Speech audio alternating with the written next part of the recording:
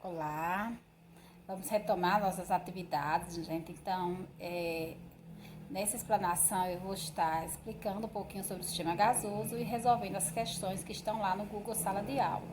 Então, essa exposição vai especialmente para a aluna Flávia, que disse que estava com dúvida, então estou enviando para vocês. Então, espero que todos façam, porque a gente precisa retomar as aulas e é importante a participação de vocês para que a gente possa continuar com êxito e resolvendo tudo, dominando os conteúdos. Chamar também de gás perfeito, que a maioria dos gases eles se comportam como gases ideais ou perfeitos, alguns com algumas exceções que são os gases reais, mas eles precisam ter um movimento, as partículas precisam se movimentar continuamente, as colisões são elásticas, essas colisões elas não vai haver perda de energia entre elas. Uma coisa bem interessante é que os gases, mesmo sendo gases diferentes, eles vão ocupar o mesmo volume, as partículas, quer dizer que o tamanho dessas partículas elas são desprezíveis. E um gás ideal, ele se comporta com temperaturas mais elevadas e pressão mais baixa. Então, aí, para resolver os cálculos, além de eu estar analisando todo o sistema, as propriedades, é importante que a gente tenha em mente as duas equações. A equação geral, que essa equação geral ela vai ser utilizada mais, gente, quando houver um sistema inicial, um sistema final, quando a questão pedir mais só as grandezas pressão, volume e temperatura. Então, aí, dependendo da questão, a gente pode perceber se ela for uma transformação isotérmica, quer dizer o quê? Que não vai trabalhar com a temperatura, certo? Aí trabalha só pressão e volume, que é a transformação isotérmica. Se a questão falar, ou ela dizendo que o volume é constante, ou seja, uma transformação isovolumétrica, então aí eu não trabalho com o volume, que vai ser constante, ele vai permanecer o mesmo, não vai variar.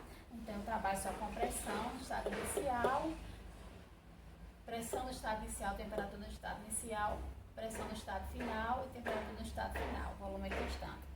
E a outra transformação que seria com a pressão constante, transformação isobárica, onde eu trabalho apenas volume, temperatura, nos dois casos, inicial e final.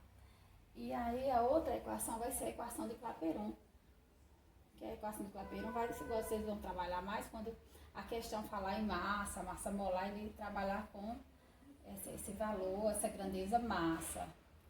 Então aí tem que trabalhar com a constante dos gases e também a temperatura sempre tendo cuidado de passar para Clapeyron. Então esse N aqui é o número de massa do composto, e aqui a massa molar sempre vai ser atribuída nas questões, e aí eu posso transformar o número de mols, dividindo a massa contida no recipiente, a massa em questão da amostra, pela massa molar, e vou ter a quantidade de mols. Então se a questão já der a quantidade de mols, então eu só já coloco o valor aqui. Se ele der o valor da massa, então aí eu vou ter que trabalhar com a massa e a massa molar. E se ele der o número de mols, aí eu já resolvo colocando diretamente o número de mols. Então tá aí. Gente, a primeira questão, ele fala sobre um dispositivo que é vendido em lojas místicas. E esse dispositivo, ele vai, segundo a mitologia, ele vai dizer que se um casal apoiar a mão sobre esse objeto, e o líquido vai se dilatar, vai fazer borbulhar, mas de acordo com a física, isso se refere à energia térmica das mãos do casal. Se o casal estiver com a mão bem aquecida, então vai acontecer o quê? Vai ter uma troca de calor entre o objeto, entre o corpo do casal e o objeto, e aí vai ocorrer a dilatação do líquido e ele vai borbulhar. Então, isso vai acontecer por conta da energia térmica das mãos do casal. Então, gente, a segunda, ela tá bem fácil, porque ela quer de imediato que a gente transforme, a letra A ele pede que transforme as temperaturas de Celsius para a escala absoluta, que é o Kelvin. A letra B, nós temos pressão no estado 1, volume no estado 1, temperatura no estado 1, que essa aí é a equação geral dos gases, que vai ser igual à pressão no estado 2, estado que a gente diz que é o estado final. Então, o 1 representa o estado inicial, o 2 representa o estado final. Então, como ele diz na letra B, que o volume vai permanecer constante, o volume não vai ser alterado, Então, a gente não vai trabalhar com o estado 2 e temperatura do estado 2 do estado final, certo? Então, os valores que a gente encontrar aqui, essa letragem vai para transformar de Celsius para Kelvin, basta a gente somar por 273. Então, como aqui nós temos sinais negativos, então a gente vai ter uma subtração. Então, subtraindo 273. Então, subtraindo, aí a gente vai obter 240 Kelvin. Esse outro valor, o valor 87, vai ser somado com 273 e a soma vai resultar em 360.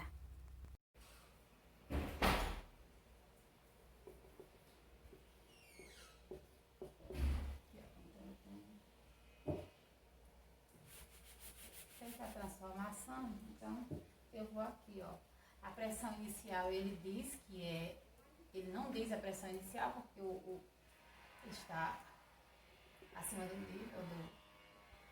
Então, ele quer que a gente encontre a pressão inicial, a gente não sabe. Então, vou representar com a letra X, que é igual. Ou pode ser também o P2 mesmo, normal. P1, aliás. A pressão, a temperatura a gente já tem, que é 240. E a pressão 2, ele diz aí na questão que é 1. Então, aqui é só fazer a regra de 3, ó. Responde a regra de 3. Respondendo a regra de 3, vou fazer aqui, ó.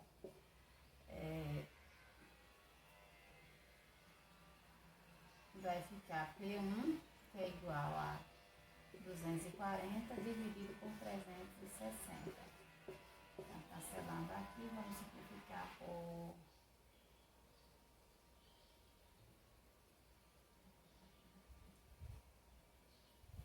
12.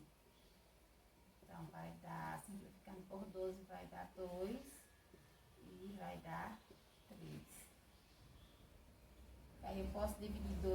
Gente, essa questão, ele deu o gráfico. Nesse gráfico a gente percebe a pressão em newtons. Temos a temperatura em graus Celsius, você observa aqui. E ele demarcou os pontos A e B. Então, a gente observa logo que no estado inicial a gente tem a temperatura e a pressão. No estado final nós temos a pressão e não temos a temperatura. Só que está em Celsius. Então, primeiro a gente deve transformar de Celsius para Kelvin. Então, vamos transformar 20 graus Celsius em Kelvin. Então, basta somar com 273. Então, aí nós vamos ter 293 Kelvin. Então, depois, ele diz que é uma transformação isovolumétrica. E ele pede, como a gente percebe logo que nós temos a pressão inicial, pressão inicial e pressão final, e temos a temperatura inicial e não temos a final, então nós vamos descobrir a temperatura final. Então vamos aplicar a formulazinha, a fórmula geral, só que aqui a gente não trabalha com volume porque eles querem uma transformação isovolumétrica. Então a pressão inicial é 2, a temperatura inicial 293, a pressão final 4 e a temperatura a gente não sabe. Então aí a gente vai aplicar a regra de 3 novamente, ó, multiplicando os meios pelos extremos. Então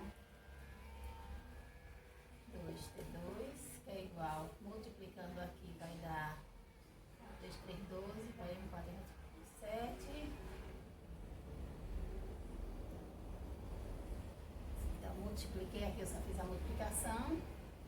Então agora a temperatura final vai ser o quê? Esse valor 11.000 dividido por 2. Então ao dividir nós vamos ter o valor, que vai dar aí, fazendo a divisão, nós vamos encontrar 586 Kelvin.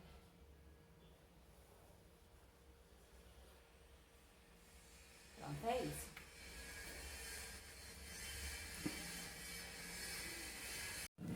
Gente, a quarta questão fala sobre a questão da calibragem dos pneus ou medida de segurança. Então ele fala que o motorista deve calibrar o pneu a cada 15 dias por questão de segurança e também por questão da vida útil do pneu. E aí ele dá algumas afirmativas e quer que verifique quais que são corretas. Então ele fala também a calibragem do pneu que deve ser entre 28 e 30 psi. Tem esse psi, é uma unidade, é uma simbologia, uma abreviatura de um símbolo em inglês e quer dizer libra força, né? Então é uma unidade de medida de pressão. A primeira afirmativa, ele diz que no pneu a temperatura aumenta e a pressão é isobárica. Então, se a temperatura aumenta, a pressão ela não vai ser isobárica, porque aí há uma variação também de pressão. Então, por isso que ela está errada. A segunda afirmativa, ele diz que a calibragem dos pneus com pneus frios. Então, está correta, porque para você fazer uma calibragem correta, o pneu deve estar frio, para que não dê problema na calibragem, na variação.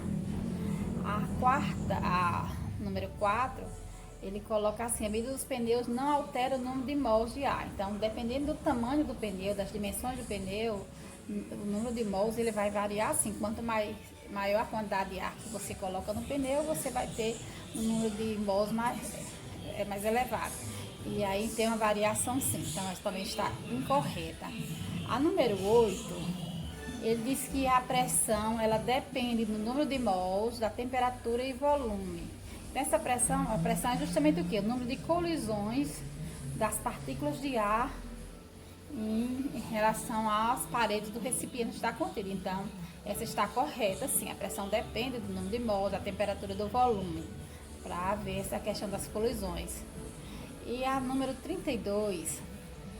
que eu não sei se essa numeração está aí na atividade de vocês, mas a número 32, a última afirmativa, se refere à dilatação do pneu.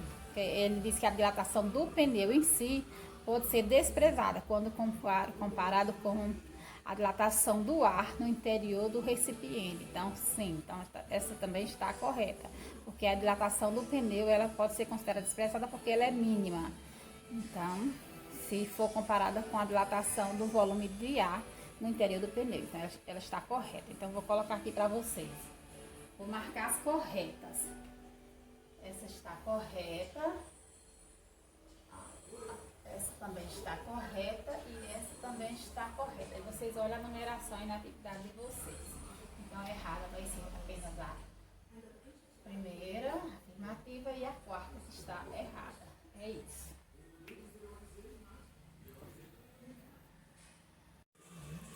Gente, essa questão de número 5, ele diz que tem um cilindro e esse cilindro está confinado 9 litros de ar e a pressão interna desse cilindro é 200 atmosféricas. Então, ele quer saber quando esse ar for liberado para o ambiente, quanto vai ser o volume liberado. Então, perceba aí que ele diz que a pressão é a pressão ambiente. Então, a pressão ambiente, a gente considera a pressão ambiente, vai ser 1 atm. Então a gente tem que encontrar esse volume. O volume. Então, como a gente quer o volume, eu coloquei aqui P2 logo aqui no início, o volume final logo no início. Então, depois nós vamos só trocar aí os valores, né? Associar os valores da forma que é uma transformação isotérmica, né? A temperatura ela não se altera. Então nós vamos ter P2 é 1, volume 2 é o que eu vou encontrar, P1 que é a pressão no interior do recipiente e o volume lá que ele diz que é 9 litros. Certo? Então aqui é só resolver, aplicar a fórmula. 1 vezes V2, volume final. Igual, multiplicando aqui 9 vezes 18, nós temos 1.800 litros. Então ele vai liberar, mudou a pressão aí, veja que a variação da pressão é bem maior. Estava 200 atm e foi para 1 atm, então por isso que variou tanto o volume. E depois ele quer saber por minuto quantos litros de ar vai ser liberado. Ele diz que ele libera 40 litros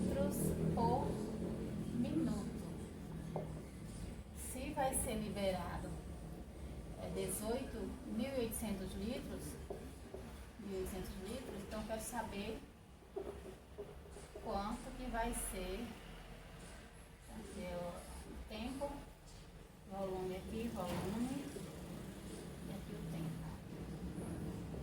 Então perceba aí fazendo os cálculos, vou colocar aqui x, que é o tempo, então multiplicando os meios pelos extremos, eu vou ter 1.800 dividido por 40. Fazendo a regra de 3, então eu vou encontrar aí 45 minutos. Então estava bem fácil essa questão. Bastava entender que a pressão final, a pressão, logo depois a pressão ambiente era 1.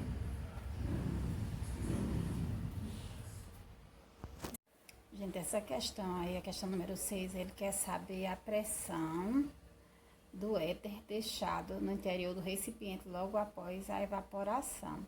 Então, ele deu a massa, que ficou de éter no recipiente, deu a massa molar, dá também a temperatura de equilíbrio, o volume do recipiente, porque aí vai ser o volume do recipiente, porque essa substância estava no estado líquido, mas dependendo, de acordo com a temperatura, ela vai ocupar todo o espaço do recipiente.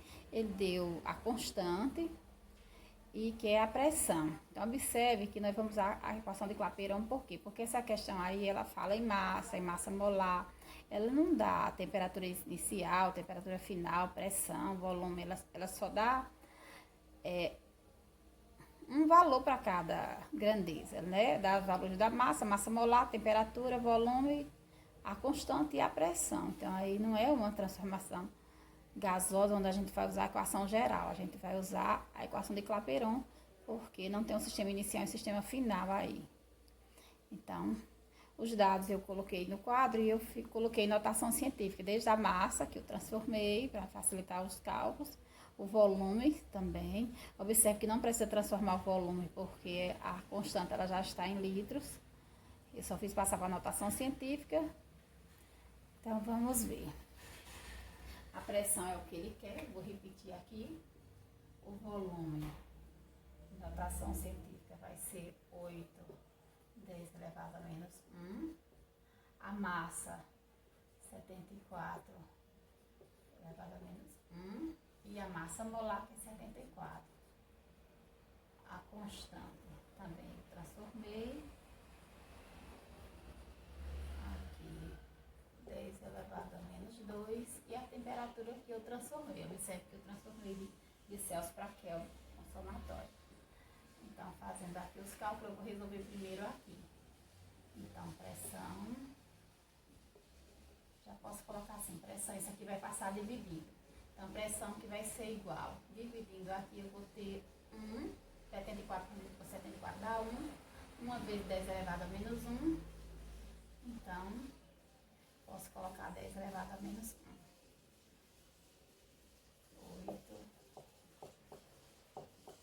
Só fiz repetir. E aqui vou colocar já esse aqui. 8, 10 elevado a menos 1. Então, observe aqui que eu posso cancelar este por este, que são iguais.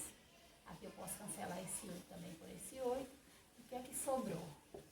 Sobrou 10 menos 2 vezes 310. Então, o que eu posso fazer aqui? Apenas mudar aqui a vírgula, onde eu vou ter duas casas. Então, vai ficar 3,1 ATM. Então, essa é a resposta. Observe que quando você transforma em equação científica, os cálculos ficam mais fáceis. Então, tá aí. Gente, essa sétima, ele diz que tem uma sala isolada e tem um corredor. Na sala tá climatizada, então tem um clima de 17 graus. E o corredor, ele diz que está a 27 graus. Só que é para analisar as afirmativas. Então, ele coloca as alternativas, falam sobre a energia cinética das partículas no corredor e o número de partículas. Então, observe o seguinte: a energia cinética no corredor ela vai ser maior. Por que é maior? Porque a temperatura é maior. Então, se a temperatura é maior, a energia cinética ela é maior. Então, no corredor é maior. Já o número de partículas por unidade de volume, de acordo com o espaço, perceba o seguinte, que o corredor é aberto, certo? Então, por isso que essas partículas vão estar transitando. Então, o número de partículas por unidade de volume é maior na sala, pois o espaço é fechado, certo? Então, se o espaço é fechado, o número vai ser maior. Então, por isso que é a alternativa B. Então, perceba aí, a energia cinética é maior no corredor por conta da temperatura, que é maior, e o número de partículas é maior por unidade de volume na sala, porque elas estão confinadas no espaço fechado, ok? A oitava questão, ele pediu que vocês confeccionassem um termoscópio. Então, quem não confeccionou, pode também fazer uma pesquisa e enviar para mim essa pesquisa falando sobre o que é que seja um termoscópio. E quem tiver interesse, pode pesquisar e confeccionar o termoscópio, onde eu fiz o videozinho e eu vou postar para vocês. Então, era isso, a nossa atividade.